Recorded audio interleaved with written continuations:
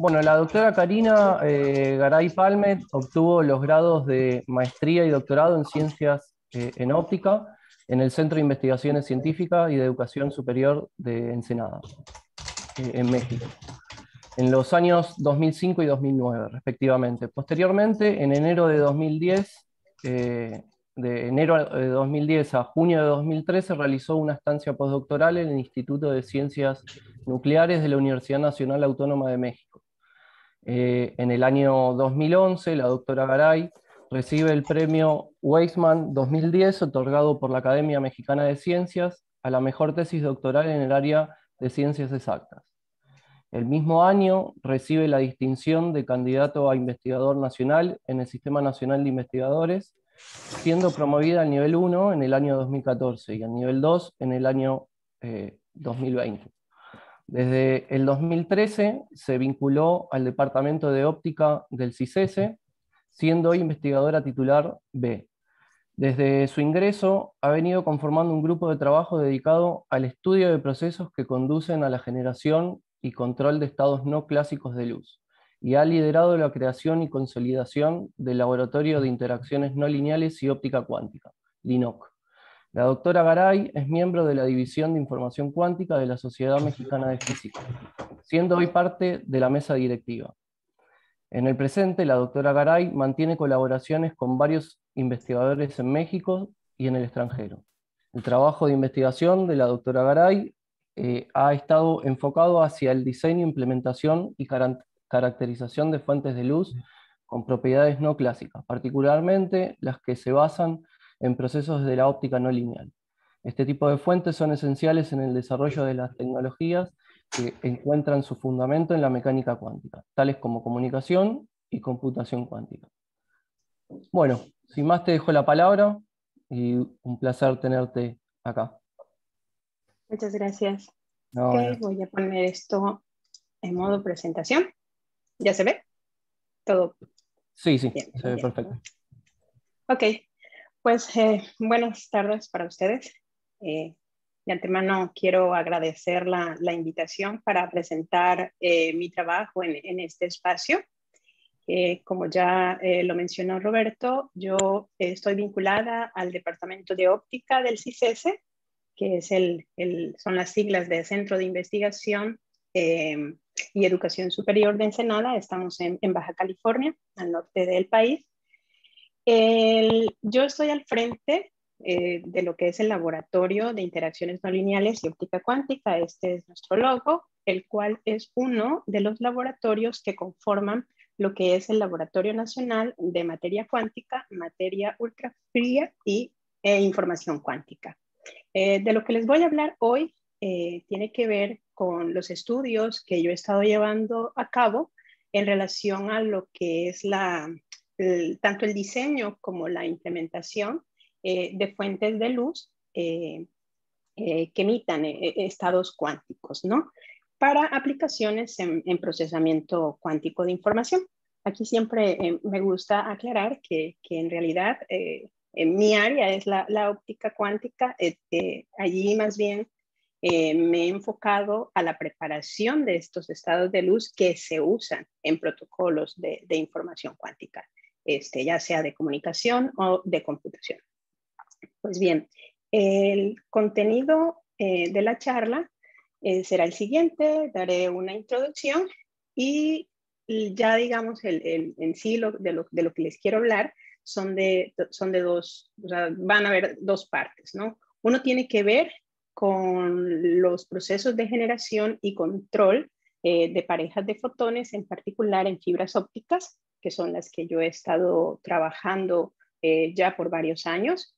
Y la segunda parte tiene que ver con un nuevo proyecto que estamos desarrollando en el grupo, que está encaminado a la implementación de compuertas cuánticas que son asistidas por óptica no lineal. Y este es un tema que nos hemos propuesto abordar para ser implementados en circuitos integrados. Y finalmente, pues enunciaré algunas conclusiones. A manera de introducción, permítanme, bueno, yo creo que ustedes ya están familiarizados con esto. Nosotros estamos ahorita mismo viviendo una era, o sea, una nueva era que se ha venido, o una nueva revolución en lo que concierne, perdón, déjenme ver esto, que concierne al desarrollo de tecnología. Estamos experimentando lo que se ha venido a denominar como la segunda revolución cuántica, la era en la que estamos usando los principios de la mecánica cuántica para el desarrollo de tecnología. Estas tecnologías han sido agrupadas en estos 4 entes que muestro aquí, lo que es computación cuántica, comunicaciones cuánticas, simulación y metrología. Por supuesto, el empuje, el desarrollo y avances que se han tenido en estas tecnologías, pues se fundamenta en la investigación a nivel de ciencia básica. Cualquiera que sea la tecnología que uno esté abordando, pues requiere pues, de sistemas cuánticos, ¿sí? De preparar, de tener a disposición sistemas cuánticos. Estos sistemas cuánticos bien pueden ser sistemas de materia, como sistemas atómicos, o bien sistemas de radiación, como los sistemas fotónicos. Aunque el éxito, ¿sí? O sea, la implementación ya eficiente, realista y escalable de cualquier protocolo de procesamiento cuántico de información subyace en la disponibilidad de sistemas híbridos, es decir, que conformados tanto por sistemas cuánticos de materia y sistemas de radiación y la interacción entre ellos, por supuesto. De lo que yo les voy a hablar es sobre la preparación de sistemas fotónicos. Ese es el área en la que estoy inmersa. Para ello, permítanme hacer un poquito de recordatorio, lo que tiene que ver con la fotónica. Esta es un área que comprende el estudio de los procesos de generación, manipulación y aplicaciones de los fotones. Es un área que estudia la interacción entre fotones y electrones a un nivel fundamental. Involucra física, ingeniería electrónica, ingeniería eléctrica, ciencia de materiales, nanociencia, nanotecnología, nanofotónica, si queremos ser más específicos. Estas tecnologías fotónicas pues, han demostrado que son eficientes, son confiables y además son rápidas. Cuando ya hablamos de una tecnología fotónica en el dominio cuántico, pues aparecen ciertas características, ciertos requerimientos que se deben cumplir. Estos requerimientos fundamentalmente son que se requiere la integración de todos los dispositivos, de todos los componentes, de óptimo funcionamiento y de escalabilidad. En el ejemplo, esta imagen que estoy mostrando aquí, pues es un láser. Todos sabemos el láser es tecnología fotónica, además tecnología cuántica, que corresponde a lo que fue la primera revolución cuántica. Pues en este caso es un sistema macroscópico en donde tenemos distintos componentes que sí están integrados, están interconectados, pero así a nivel de ocupar un espacio considerable. Ya cuando queremos pasarnos a tecnologías, por ejemplo, la computación cuántica basada en luz, uno tiene que pensar en que todo esto tiene que ser escalable y es lo que nos obliga a movernos pues, a sistemas ya de menor tamaño. Entonces, de allí que la segunda parte de la charla, yo les voy a estar platicando sobre este proyecto en donde ya nos trasladamos al dominio integrado. La fotónica integrada pues es como el equivalente a lo que es la electrónica integrada, donde pues hay muchos componentes en un mismo chip, todos interconectados. Aquí por estos caminitos pues hay un flujo de electrones. En el caso fotónico, pues de igual manera vamos a tener distintos componentes, como por ejemplo esto es una guía de onda que va a cumplir alguna función dentro del circuito, como por ejemplo puede generarme un estado un estado cuántico de luz, y ese estado una vez se genera, pues igualmente por guía de onda, pues empieza a transmitirse por el circuito hacia otros componentes en donde se van a realizar pues algunos fenómenos como interferencia o bueno, digo, ya una operación particular.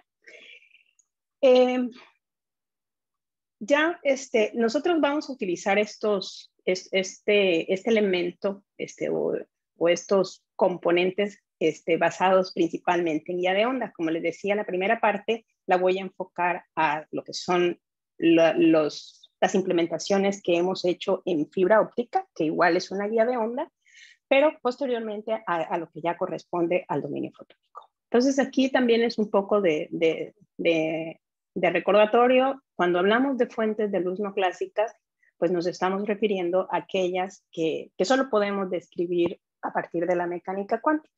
Y ejemplos de ellos pues son, por ejemplo, los estados de Fock, los estados de número, en donde nosotros podríamos implementar fuentes que emitan un fotón a la vez, lo que se conoce como fuente de fotones individuales. Esto lo vemos aquí representado a través de la aplicación del operador de creación al estado vacío, ¿sí?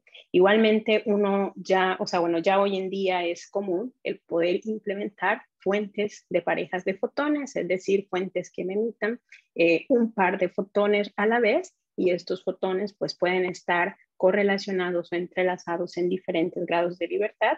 Por otro lado, se ha propuesto, porque todavía no ha sido demostrado a través de un proceso directo, pero sí propuesto, el que se implementen fuentes de tripletes de fotones, es decir, que se emitan 3 fotones a la vez. Y bueno, y otro ejemplo de estado no clásico ampliamente usado, pues son los estados comprimidos.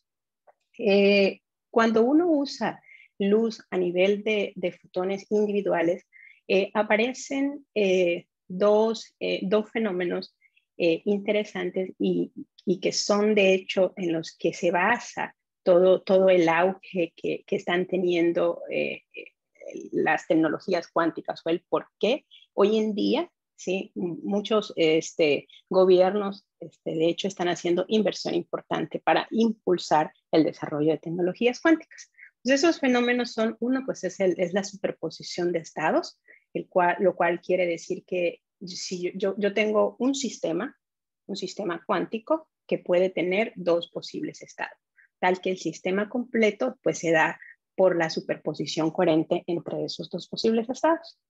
Y el otro fenómeno que surge pues es el entrelazamiento, un fenómeno pues que no tiene contraparte clásica y que se manifiesta siempre que yo tenga un sistema formado por al menos 2 subsistemas, tal que estos 2 subsistemas están entrelazados en una o en varios grados de libertad, de tal forma que si yo los transmito a puntos diferentes e independientemente de la distancia, cualquier alteración al estado de uno de los subsistemas pues va a alterar el estado del otro subsistema de forma instantánea.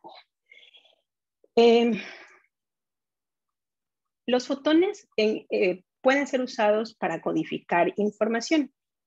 Y esto lo podemos hacer pues en todos los grados de libertad que la luz puede tener. Pues la luz tiene frecuencia, puede tener un estado de polarización, tiene momento, ¿sí? Si estamos hablando incluso de guías de onda, pues va a estar propagándose en un modo espacial característico. Por otro lado, pues está el tiempo de emisión de estos fotones o las trayectorias que puedan tomar. En cada uno de estos grados de libertad ya se han demostrado, ¿sí? Más bien la generación de, por ejemplo, parejas de fotones que sí van correlación o entrelazamiento en uno e incluso en 2 o 3 de estos grados de libertad al mismo tiempo, lo que se conoce como, por ejemplo, estados entrelazados híbridos o con hiperenredamiento. Una vez, ya han entendido esta parte, si se trata de fotón individual, pues bueno, el fotón individual en sí mismo pues va a tener un estado de polarización, una frecuencia y un momento asociado. Entonces, si nosotros podemos codificar luz a través de estos grados de libertad, significa que estamos en condiciones de poder, ya una vez tenga a disposición mi fuente de fotones individuales, puedo dar lugar entonces a la preparación de qubit. Recordemos que el qubit pues es la unidad mínima de información cuántica. Recordando, pues, cuando hablamos del cómputo clásico, la unidad mínima de información, pues, es el bit, que, pues, solamente, pues, puede tomar los estados 0 y 1. En el caso del qubit, ¿sí? Nosotros tenemos, debemos tener un sistema, con dos posibles estados, ¿sí? De tal manera que, por ejemplo, uno de ellos sea el estado 0, que aquí en esto que se conoce como la esfera de Bloch está representado por este vector apuntando hacia arriba, puede tener el estado 1, que en este caso corresponde a la flecha apuntando hacia abajo, o bien puede estar en una superposición coherente entre estos dos posibles estados. Y bueno, y cualquier orientación sobre la esfera de Bloch, lo cual se puede lograr a partir, por ejemplo, de este qubit, aplicando una transformación, pues uno puede pues, tener o transformar este qubit a otro. Esas transformaciones de qubit, bueno, en el caso, por ejemplo, de fotones, pues uno de los grados de libertad más usados para preparar qubits, pues ha sido el grado de polarización. Sabemos que un fotón puede tener polarización horizontal o bien polarización vertical, pero existen mecanismos mediante los cuales uno puede preparar un estado de fotón único que esté en esta superposición. Sí, que en ese caso correspondería a una polarización con orientación diagonal.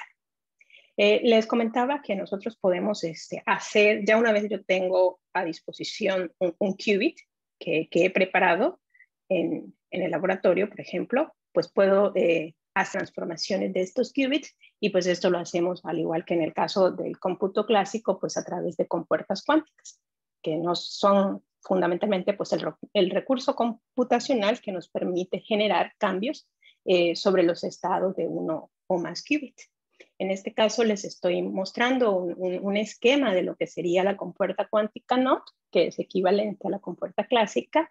La compuerta clásica NOT nos transforma 0 en 1, 1 en 0. En este caso, en el caso de la cuántica de un qubit, nosotros tendríamos a la entrada el qubit alfa 0 más beta 1, al pasar por la compuerta, pues es transformado al qubit alfa 1 más beta 0. Esto también se conoce como la compuerta sigma X, cuya representación matricial pues es esta que muestro aquí. Entonces, esto es a nivel de introducción. Para pasar al primer tema, me gustaría hacer el recuento, ¿no? O sea, nosotros necesitamos en todo este proceso, pues primero generar los estados de fotón individual. Una vez yo tengo los estados de fotón individual con ellos, puedo codificar información, si puedo preparar estos qubits en alguno de los grados de libertad y si ya tengo qubits a disposición, pues entonces para hacer procesamiento necesito compuertas cuánticas. Entonces, para lo referente a la primera parte, ¿cómo generamos estados de fotón individual o incluso estados de pareja individual, que es por donde voy a empezar? Es lo que concierne a esta parte. Convencionalmente, parejas de fotones han sido generadas por este proceso de segundo orden, es un proceso no lineal de segundo orden que se conoce como conversión paramétrica descendente. Se da en cristales como, por ejemplo, el cristal de BBO, y consiste en que yo ilumino este cristal con una fuente láser de la interacción del láser con el material, pues puede suceder que de repente un fotón de láser se aniquile, generando una pareja de fotones que típicamente se conocen como señal y acompañante a frecuencia omega S y omega I respectivamente, tal que conserva energía y conserva el momento. Este proceso pues ha sido estudiado por alrededor de unos 50 años y sus implementaciones pues han conllevado tanto a la validación de varios de los principios de la mecánica cuántica como al desarrollo ya de muchas aplicaciones, ¿no? E incluso en lo que concierne a procesamiento de información. Un aspecto importante del estado de dos fotones preparado por este proceso de conversión paramétrica es que, dado que se conserva la energía y el momento, la pareja de fotones en general puede presentar correlaciones en grados de libertad de variable continua, como son el espectro, ¿sí? O correlaciones espaciales, o bien correlaciones mixtas, espectrales y espaciales. Ya depende de la configuración en sí misma. Pues bien, entonces, si yo estoy en condiciones de preparar este proceso de que me entrega una pareja de fotones, puedo a partir de esta fuente obtener una fuente, pero de fotón único, ¿sí? Esto lo hacemos preparando primero la pareja de fotones de un modo conveniente, ¿sí? Tal que ya una vez se emiten, si yo detecto uno de los fotones, este me va a anunciar, ¿sí?, al modo conjugado. Ese modo conjugado es lo que viene a constituir la fuente de fotón individual, pero le ponemos esta etiqueta de anunciado porque está sujeto a la fotodetección, en este caso en el detector D1. No obstante, para que este estado anunciado de fotón único, ¿sí?, en realidad sea un estado cuánticamente puro, el estado de dos fotones debe ser separable, debe ser factorizable en cualquier grado de libertad de variable continua. Es decir, que la única correlación que debe existir en la pareja de fotones es la correlación de número, que si existe uno, existe el otro, pero correlaciones en grados de libertad espaciales o espectrales o mixtas deben ser suprimidas. De tal forma que este estado anunciado, les digo, sea como tal un estado de fotón individual puro y sea realmente útil para la mayoría de las aplicaciones. En caso contrario, es decir, si existen correlaciones en estos grados de libertad, pues se proyecta el estado pues a un estado mezcla, que ya lo hace impráctico para la mayoría de las aplicaciones en procesamiento cuántico de información, en donde lo que se necesita es un estado único. Aquí me gustaría hacer énfasis, por óptica no lineal no se generan estados de fotón único. Hay otros mecanismos como fuentes de estado sólido, por ejemplo, basadas en puntos cuánticos, defectos en nanodiamantes, que sí son fuentes que entregan un fotón a la vez. Ese es un tema que recientemente estamos abordando, pero que en esta charla no lo voy a tratar. Pues bien, ¿cómo logramos la factorabilidad del estado, ¿sí?, a fin de que este estado de fotón individual sea cuánticamente puro? Por allí del 2001 se propuso una técnica que fundamentalmente en lo que consiste es en establecer, ¿sí?, unas relaciones entre las velocidades de grupo de los campos que interactúan, es decir, el campo de bombeo y del campo señal y acompañante. Aquí la K' me está representando pues a la derivada del vector de la constante de propagación en función de la frecuencia, que es en sí el inverso de la velocidad de grupo. Cuando estas relaciones, una de estas relaciones se cumple, ¿sí?, en el medio, es decir, yo debo buscar o preparar un cristal, ¿sí?, o un medio no lineal en el cual, ¿sí?, a las frecuencias que me son de interés, si se cumple una de estas relaciones y además se establece una relación entre el ancho de banda del láser y la longitud del medio no lineal, ¿sí?, si se cumplen estas dos condiciones, pues yo estaría dando lugar a la generación de un estado que es separable. En estas figuras lo que estoy mostrando es la intensidad espectral conjunta, es decir, son fuentes que han sido preparadas inicialmente para exhibir correlación en grado de libertad espectral. Eso lo vemos manifiesto aquí si uno escribe la función de espectro conjunto en términos de la descomposición de Schmidt y vemos los respectivos eigenvalores, pues vemos que tenemos contribución de varios elementos en la expansión, lo cual quiere decir que este estado no es separable. En el caso en el que ya se impusieron estas condiciones, ¿sí?, pues ya en la descomposición pues tenemos un solo elemento, lo que es evidencia pues de que en efecto estamos ante un estado de dos fotones que es separable y que por lo tanto viene a ser útil para poder preparar una fuente de fotón individual. Esta técnica se conoce como empatamiento de velocidades de grupo y consiste fundamentalmente en hacer un acondicionamiento a la fuente, ¿sí? En sí mismo, si uno no toma cuidado de imponer estas condiciones, esas correlaciones espectrales o incluso espaciales pues van a estar manifiestas porque se cumple en la conservación de energía y momento. Pero en PDC, pues esto ya se ha demostrado y posteriormente fue extendido a la no linealidad siguiente, ¿no? al caso de G3, que es de lo que les voy a hablar ahora. Por el 2006, yo empecé a estudiar el proceso de mezclado de 4 ondas espontáneo. Este proceso de mezclado de 4 ondas ya es un proceso que deriva de la no linealidad de tercer orden, ¿sí? Que se manifiesta pues, en materiales que son amorfos y centrosimétricos, y se implementa por primera vez también en el 2001-2002 en fibras de telecomunicaciones, ¿sí? Con emisión de parejas de fotones en la ventana de telecomunicaciones por los 1550. Este proceso, de igual manera, me entrega una pareja de fotones, pero dado que es una no linealidad superior, ¿sí? a la del PDC, involucra ahora es la interacción de 4 campos. De allí que para poder generar el par de fotones señal acompañante, se deben aniquilar 2 fotones de bombeo, que pueden estar a frecuencias diferentes o incluso a la misma frecuencia.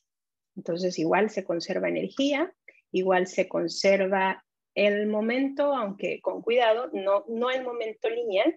Hay una contribución que es debida al hecho de que en un medio G3 el índice de refracción se hace dependiente de la intensidad.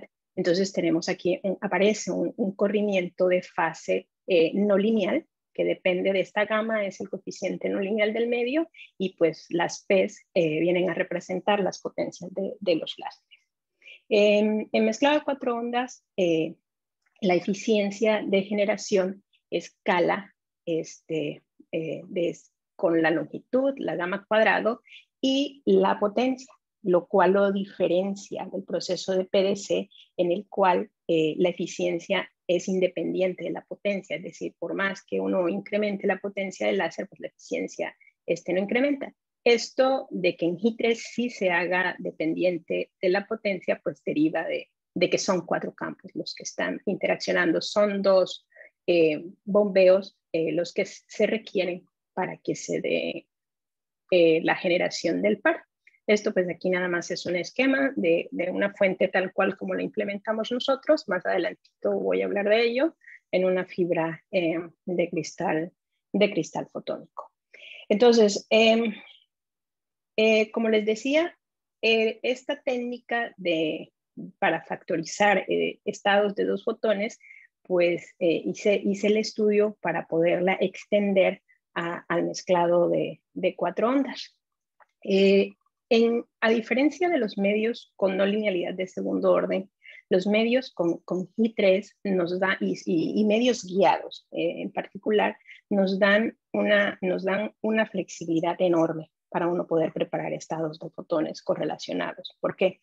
Porque si, por ejemplo, tengo una guía de onda que es monomodal espacialmente, es decir, que solo soporta el modo fundamental, pues en ese caso el único grado de libertad en donde puede existir correlación pues es en espectro, ¿sí? Entonces en guías monomodo yo puedo preparar estados de 2 fotones con correlación espectral o bien suprimir estas correlaciones si aplico la técnica de empatamiento de velocidades de grupo.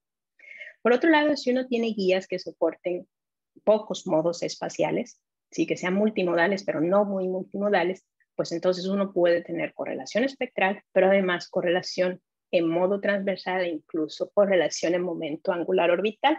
Hay ciertos modos de fibra o de guías de onda que tienen momento angular orbital. A su vez, si uno tiene guías de onda que son birrefringentes, pues también puede tener correlación espectral, correlación en polarización, y es más general cuando uno tiene una guía que es multimodal espacialmente y que además es birrefringente. Entonces ahí uno estaría en condiciones de preparar estados que tienen correlación en espectro, en modo transversal y en polarización. Por otro lado, pues uno puede implementar el proceso en una configuración copropagante, es decir, manda los 2 bombeos en la misma dirección y pues por conservación de momento los fotones que se generan salen en esa misma dirección. Pero igualmente uno puede implementar el proceso en una configuración contrapropagante, mandando un bombeo por cada una de las terminales de la guía de onda en cuyo caso pues señal acompañante pues también van a ser contrapropagantes. Y a su vez podemos preparar estados en donde el bombeo se ha degenerado, es decir, los dos fotones vienen de la misma fuente láser de bombeo, o podemos utilizar dos láseres que incluso estén separados en longitud de onda, en frecuencia. Entonces podemos tener configuración de bombeos degenerados y no degenerados, pero a su vez podemos tener emisión degenerada, es decir, señal acompañante en la misma frecuencia central de generación, o bien que señal y acompañante estén en frecuencias distintas, incluso en bandas espectrales distintas. Entonces, como ven, es muy amplio lo que el medio G3 de naturaleza guiada ofrece para la preparación de estados de dos fotones con correlación. Entonces, en el 2007 fue cuando publicamos la extensión de esta técnica de empatamiento de velocidades de grupo al proceso de mezclado de 4 ondas. Allí encontramos condiciones en las cuales uno podría preparar un estado de 2 fotones factorizable, ¿sí?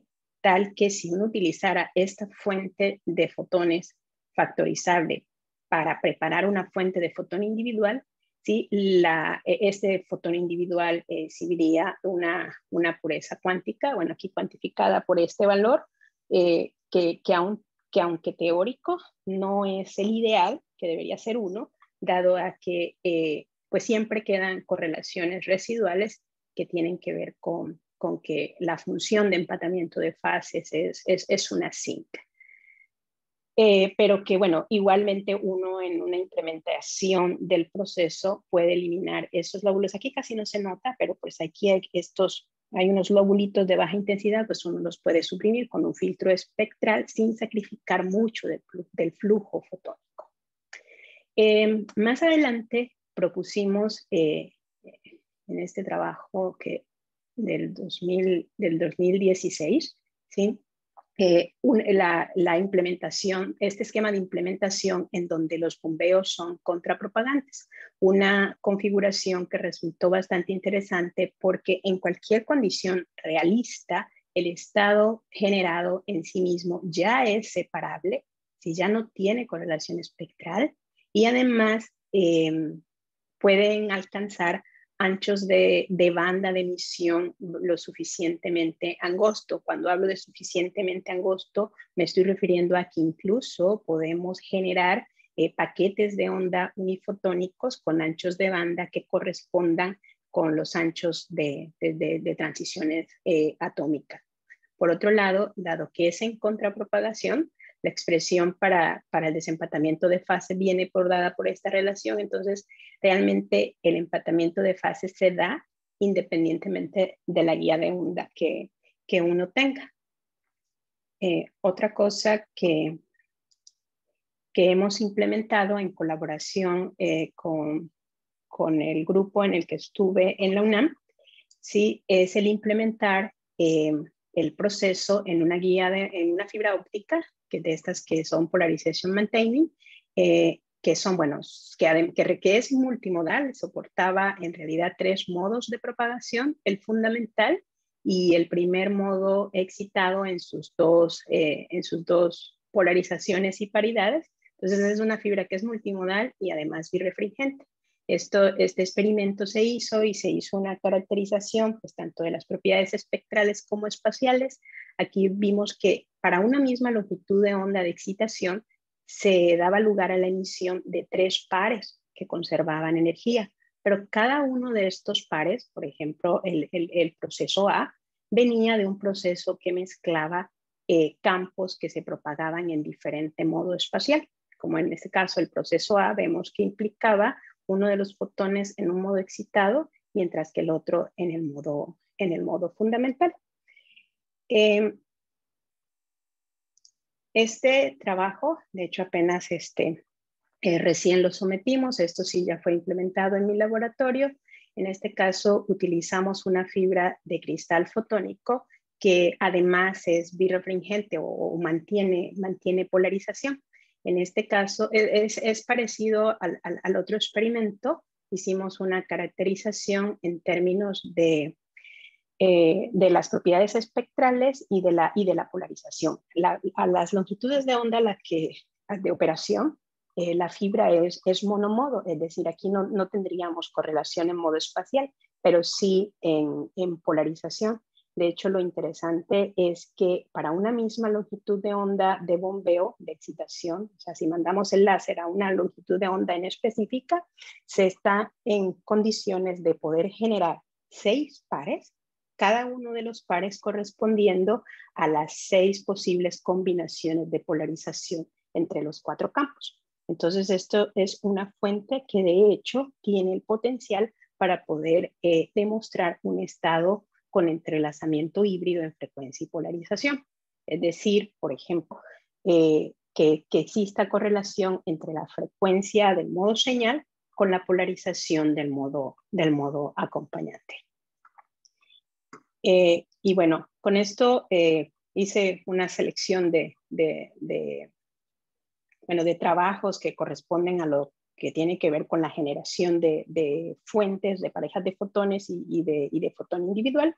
Y ahora ya voy a dar lugar a lo que tiene que ver con este nuevo proyecto en el que estamos trabajando, que tiene que ver con la implementación de compuertas cuánticas asistidas por óptica no lineal.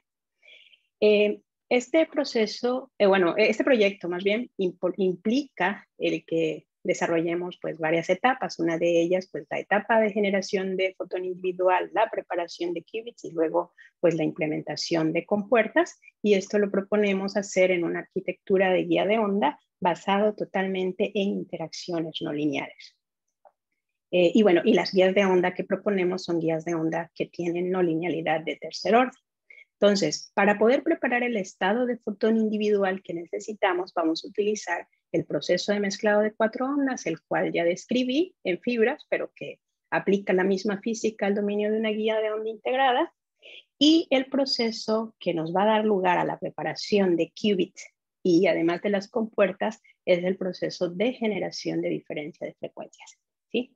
¿En qué consiste? En este caso, igual es una interacción de 4 campos porque es un proceso G3, ¿sí? Dada la interacción con 2 láseres de bombeo, ¿sí? A omega P, omega P1, o sea, pueden ser láseres diferentes. Si yo mando el fotón individual que genero del four-way mixing, derivado de la interacción puede suceder, ¿sí? Que este fotón pues simplemente pasa por el medio no lineal, se transmite y lo podemos detectar a esta misma frecuencia.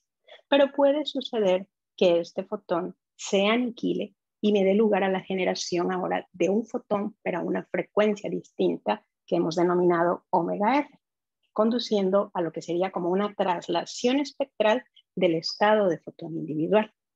Entonces, dado que existe la posibilidad de que este estado de fotón que entra a un medio no lineal se traslade o no en frecuencia, eso es lo que nos viene a permitir el poder preparar qubits. Sí, pero en este caso serían qubits de color, porque yo tendría un estado de fotón individual a la salida del medio no lineal que puede ser que esté a la frecuencia omega S o bien puede ser que esté a la frecuencia omega R. Eso es un proceso igual paramétrico que conserva energía, que se tiene que conservar el momento. Ya después de hacer las matemáticas, uno encuentra que dado un estado de entrada al medio no lineal, el estado de salida pues va a estar dado por esta expresión. Así tal cual y está escrito, no se percibe en sí mismo el cómo se conecta esto a la preparación de qubit, pero permítanme hacer una analogía con el divisor de Asp descrito mecánico cuánticamente, dado que en efecto el hamiltoniano de interacción para este proceso de diferencia de frecuencia es equivalente al hamiltoniano que describe a un divisor de Asp. Entonces, nosotros tendríamos en el divisor de Asp, ya sabemos que tiene 2 puertos de entrada, 2 puertos de salida. Si yo tengo un fotón en el puerto 1, sabemos que bien se puede reflejar a lo que se le llamaríamos a la salida tener el 0, o bien se puede transmitir lo que a la salida sería el 1. Pues cambiando esto a que al caso de que yo tenga un medio no lineal de tercer orden, tengo mi estado de entrada, que puede ser un estado de fotón individual, ¿sí? Si ese estado de fotón individual yo lo mando a este medio no lineal, puede suceder que a la salida pues simplemente lo detectemos a su misma frecuencia, sería equivalente a que se refleje, o bien que sea trasladado, o sea, se aniquila y me genera otro, o lo que sí mismo viene a ser que el estado inicial se traslada en frecuencia, ¿sí? Y ya lo detectaríamos a omega R. Puede suceder igual que el estado de entrada pues ya sea en sí mismo un qubit, ¿sí? Es decir, que ya yo tenga una superposición, ¿sí? De tener un estado de fotón individual que puede estar a la frecuencia omega S o bien puede estar a la frecuencia omega R, en cuyo caso el medio no lineal actuaría ahora como el medio de compuerta. Es decir, a través del mismo proceso nosotros podemos generar el qubit, ¿sí? Mandando un estado de fotón individual, ¿sí? Ya sea a la frecuencia omega S o puede ser a la frecuencia omega R, ¿sí? Y en cuyo caso, pues la salida va a estar en la superposición omega S, omega R. Pero ya una vez tenga el qubit preparado, lo hago pasar por un medio idéntico para poder hacer transformaciones de este. Es decir, que en sí mismo, el mismo proceso nos da la opción de preparar qubit y además hacer la compuerta.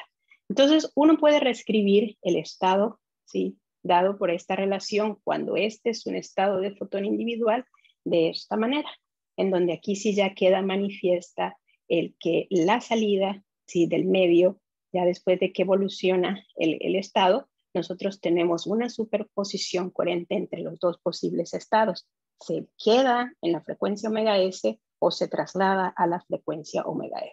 Esto va a depender del traslape espectral que exista entre el estado de entrada y la función esta G, que es la que gobierna las propiedades espectrales de ello de compuerta, y a su vez va a depender de este parámetro teta, que depende de los parámetros físicos, la longitud del medio no lineal, ancho de banda del bombeo y de las potencias. Y bueno, y estos operadores A y B mayúscula serían como operadores de creación para paquetes de onda, para paquetes de onda unifotónicos, donde estas funciones phi y psi de omega S, omega R, pues serían como las envolventes espectrales de estos paquetes de onda. Esto nosotros lo estamos proponiendo implementar, como les decía, en circuitos integrados. La plataforma que estamos trabajando consiste de tener un sustrato de silicio. Se tendría bueno, depositar esta capa de dióxido de silicio, y las vías de onda en sí, por el núcleo, estaría hecho de nitruro de silicio. Aquí me gustaría aclarar que estos materiales, tanto el dióxido de silicio como el nitruro de silicio, se están bueno, sintetizando como parte de esta investigación en la que estamos involucradas 3 instituciones. Ese es un esquema, a grosso modo, de cómo veríamos al menos hasta la etapa de preparación del qubit, el circuito. En una primera etapa, pues aquí prepararíamos el estado de fotón individual, ¿sí? Que luego ese estado de fotón individual mandamos su hermano a detectar para que venga acá a interaccionar con 2 fuentes láser y entre a una segunda guía de onda, que es donde se va a dar lugar el proceso de diferencia de frecuencia y por lo tanto la preparación de estos qubits. Y ya una vez uno tenga el qubit a disposición, pues bueno, habrán otras etapas en donde uno, ya por allí hemos desarrollado las matemáticas que nos permiten ver cómo podemos generar, por ejemplo, la sigma X, la sigma Y, la sigma Z. Y bueno, esta es aquí como una representación del qubit ya muy a grosso modo. Es la primera propuesta de diseño a implementar, es decir, ya después de desarrollar todo el análisis matemático, nos dimos a la tarea de identificar una condición que se ajuste, ¿sí? a nuestra disposición de infraestructura, es decir, que todas las longitudes de onda correspondan, en el caso de los bombeos, a lo que tenemos en laboratorio, y que todas las longitudes de onda de los fotones que están involucrados las podamos medir.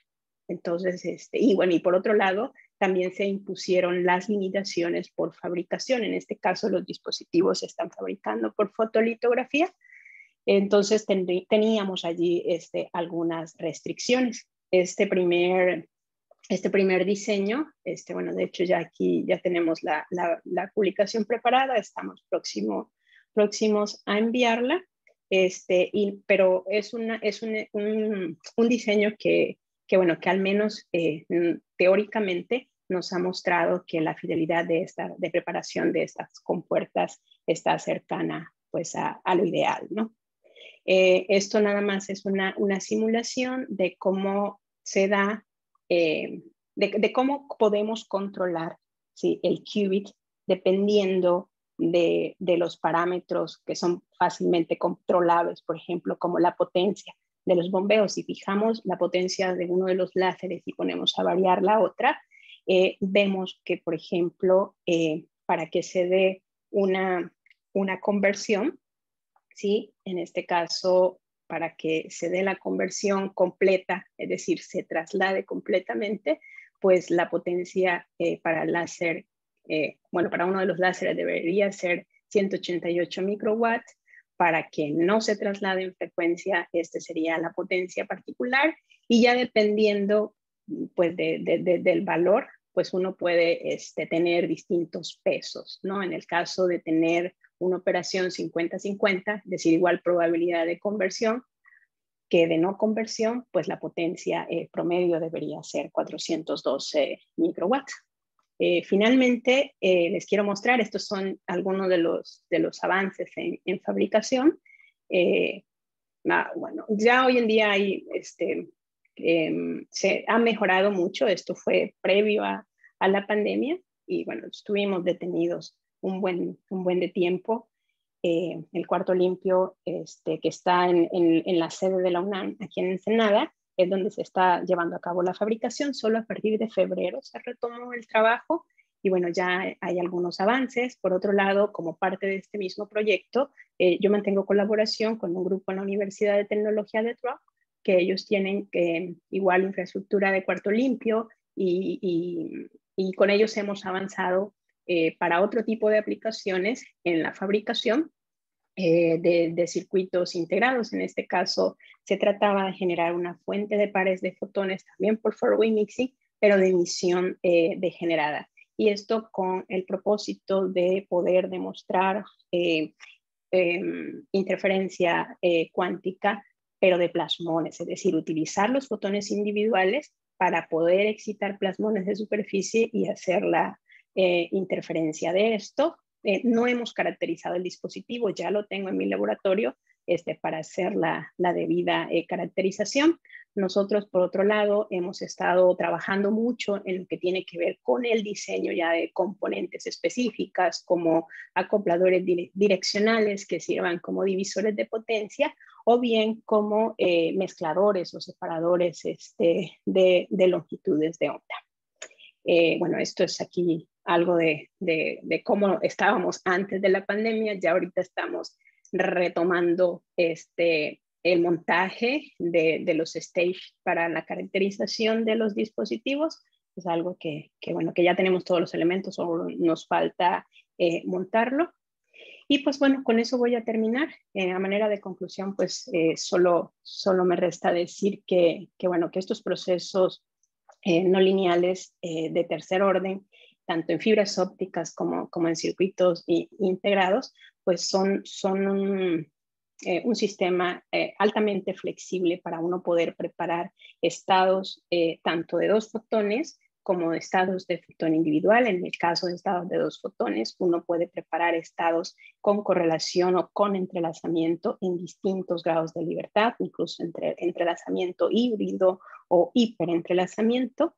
Y bueno, y ya más recientemente, pues ya hemos visto que a través de este proceso de diferencia de frecuencia podemos preparar qubits de color y al mismo tiempo hacer transformaciones de estos qubits, llegando así a una propuesta de sistema de procesamiento de información basada totalmente en óptica no lineal.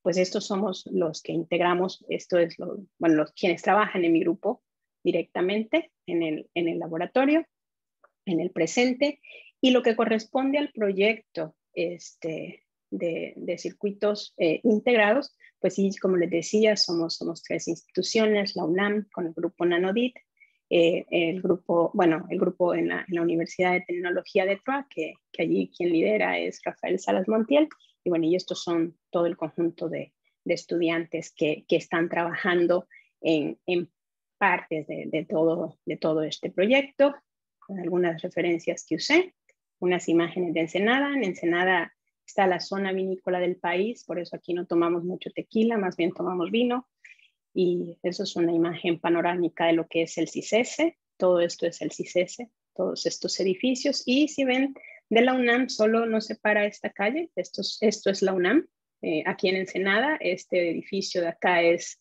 el Centro de Nanociencia y Nanotecnología, y esto es astronomía. El Observatorio Nacional se encuentra en esta zona de Baja California, entonces pues se hizo una extensión del Instituto de Astronomía aquí a Ensenada. Y con eso termino. Muchas gracias. Bueno, muchas gracias, Karina, de verdad que súper interesante y muy, muy claro. Queda abierta el espacio a preguntas si alguien fue pensando alguna pregunta, que pueden abrir el micrófono y...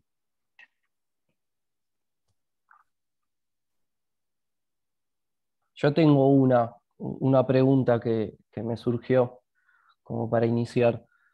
Eh, ¿Qué sensibilidad hay en el proceso de generación de los qubits en el último dispositivo? ¿Viste que mostraste de nitruro de silicio? O sea, en cuanto, no sé, se me ocurre o que varíe el ancho de la guía o el alto o la temperatura. O sea, ¿qué tan estricto es eso como para... o no es tan molesto, digamos?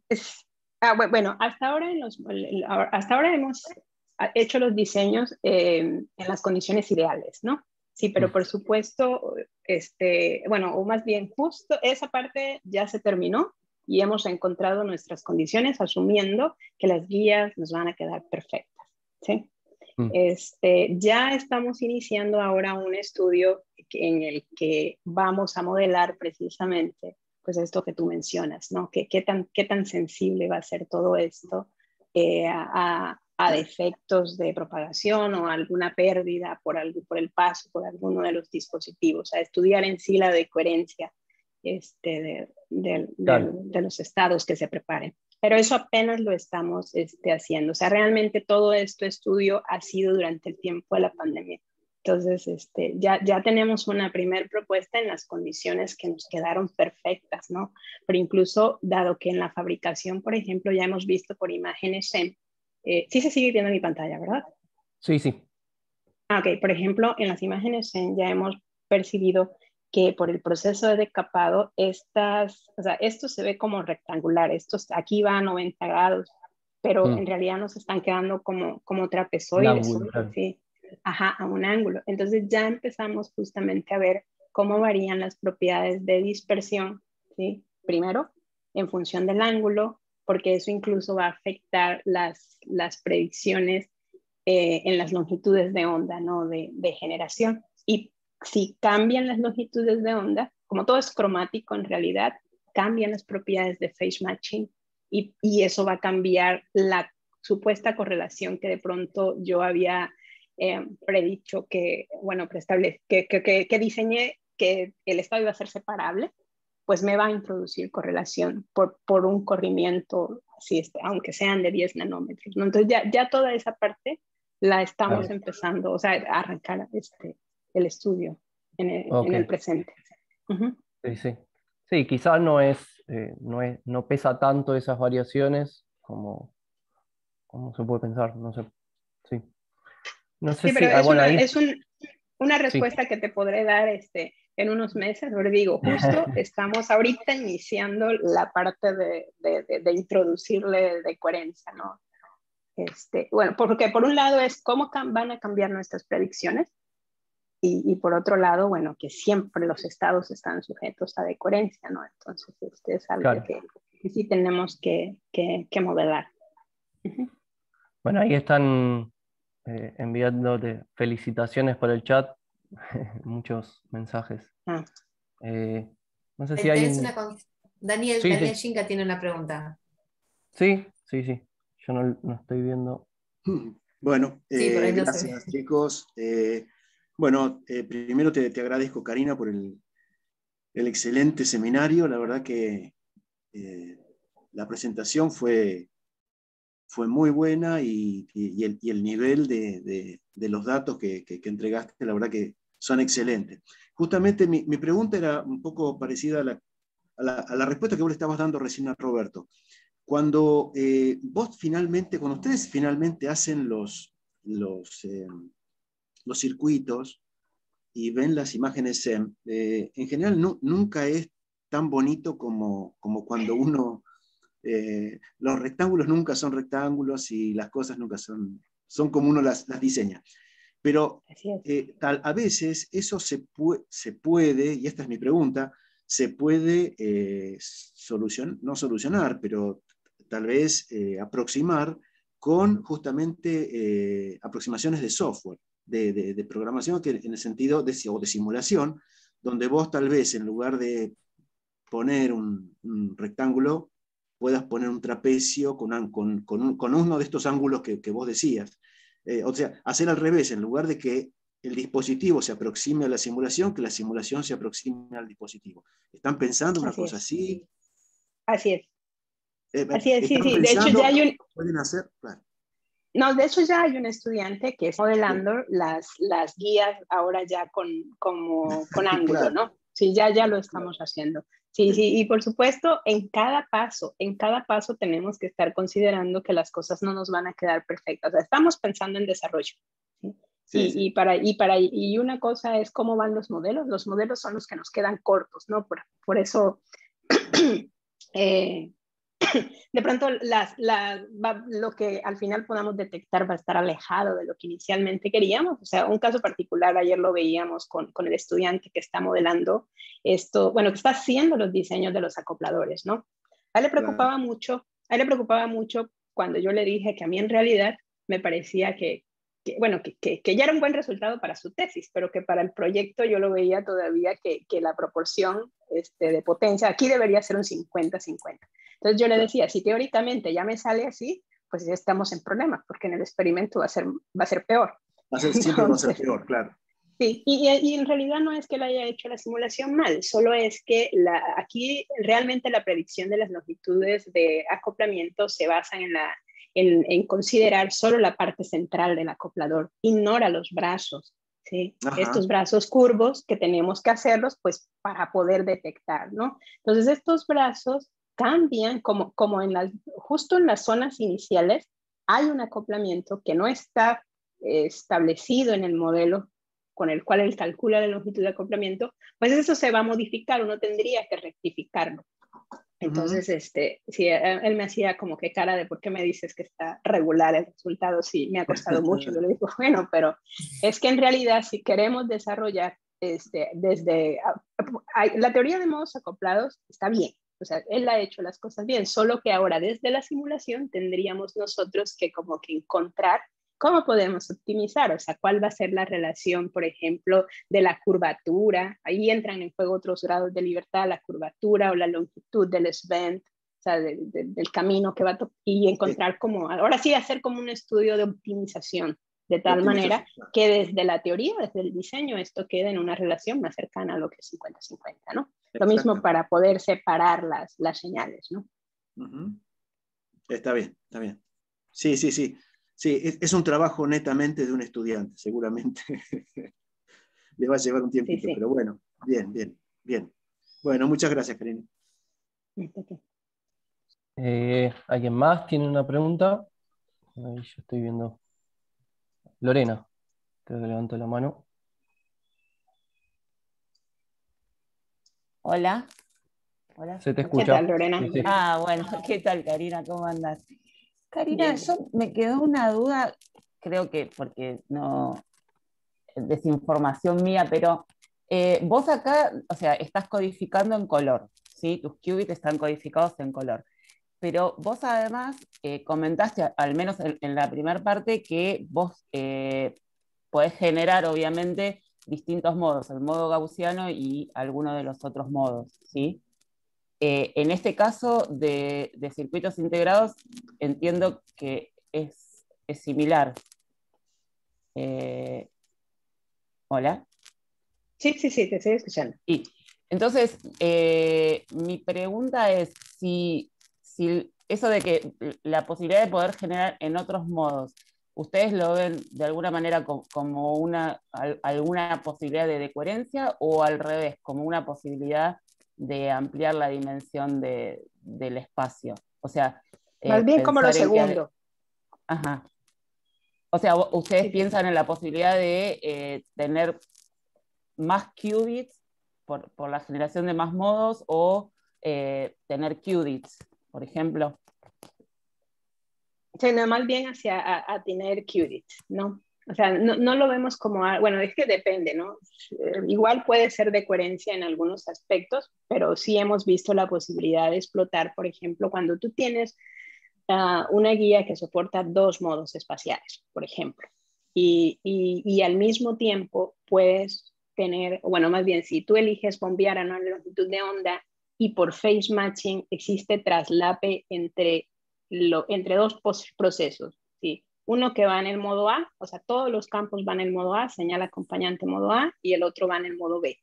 Si se cumple empatamiento de fases simultáneo, ¿sí?, entre esas 2 posibilidades, significa que allí tú puedes preparar, de hecho, un estado de 2 fotones con entrelazamiento en modo espacial. O sea, ahí directo sería entrelazamiento, ¿sí? Pero por otro lado, ¿sí?, uno puede hacer que esta intersección se dé en uno. O sea, bueno, a lo que voy es que utilizas el proceso de 2 para obtener 1. Si logras hacer factorabilidad, pues en ese caso, pues estarías dando lugar a un qubit, pero ahora en modo espacial, ¿sí?, directamente. Y además, si existen otros grados, si existen más modos, y el problema es que existe el phase matching, ¿sí? O sea, que en simultáneo, pero si soportas ahora 3 modos, que sea una triple intersección, te va permitiendo, pues ya irte a qubits, por ejemplo, o hacer hiperentrelazamientos si se trata del estado de 2. Claro. Uh-huh. Bueno, gracias, Karina. Por nada. Sí, a ver si hay otra pregunta. No veo ahí. No. Bueno, si no hay otra pregunta, le agradecemos a Karina con un aplauso así virtual. Muchas gracias. Muchas gracias. Gracias. Gracias a ustedes por la muy invitación. bueno. Muchas gracias, Karina.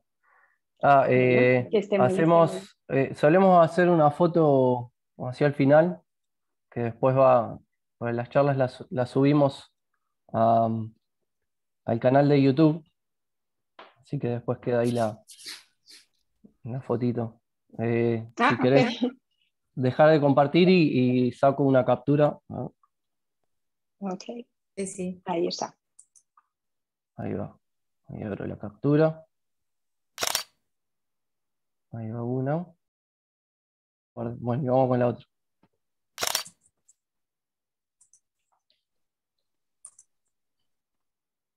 Bueno, ahí estamos. Ahora sí. ¿Listo? Bueno, muchas gracias, muy bien. Karina. Muchas gracias. Abrazo. Muchas Gracias a ustedes. Buenas tardes. Está muy bien. Gracias a todos. Bye. Buenas tardes. Chao.